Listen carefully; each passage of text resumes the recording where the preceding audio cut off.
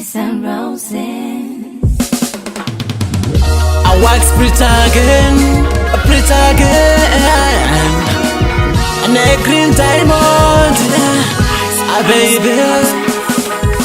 Kuti nditende ndinosepe kutangira baby uri ruva rangu nondikonera mamwe matsaga ndo aikufonera vachigaya brain dzako vachafonyora abati wakaramba pepa ukandimirira ndosaka ndatora gitare kukuimbira ausi type iya inomanyira unotomirira ine ndigokutangira unondiitira so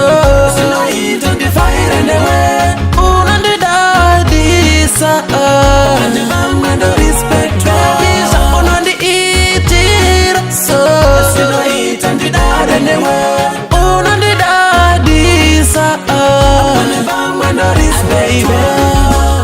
avanorwadziwa ndadiwa nemusaladi hanzi zvipiko achamubata kawadi plazi futi anotamba nemakaradi saka kachamuburitsa mubhajeti bebe vatipenda kapinda permanent tova pabasa vafudza yedu movement kuri kubasa ndakushanda mugavhumendi ndakapasa kare attachment rudo rwedu avambofa varudzora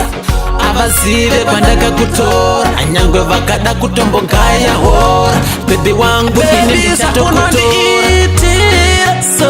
sinoita ndifaire newe unondidadisa pane vamwe no respect bebisa unondiitira so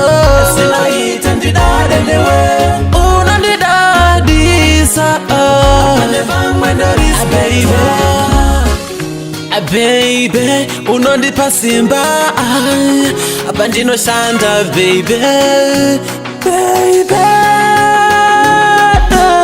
kuti nditende ndinosepe kutangira baby uri ruva rangu nondikonera mamwe matsaga ndo aikufonera vachigaya brain dzako vachafonyora abati wakaramba pepa ukandimirira ndosaka ndatora gitare kukuimbira ausi type iya inomanyira unotomirira ine ndigokutangira baby ndokuda unondida takafitana baby sa unondiitira so sinoita ndifaire newe unondidadisa vamwe no respect baby sa unondiitira so sinoita ndidade newe unondidadisa vamwe no respect sa unondiitira so sinoita ndifaire newe unondidadisa pane vamwe no respect bebisa unondiitira so sinoita ndidade newe unondidadisa pane vamwe no respect sinoita ndifaire newe pane vamwe no respect Green Diamond Records.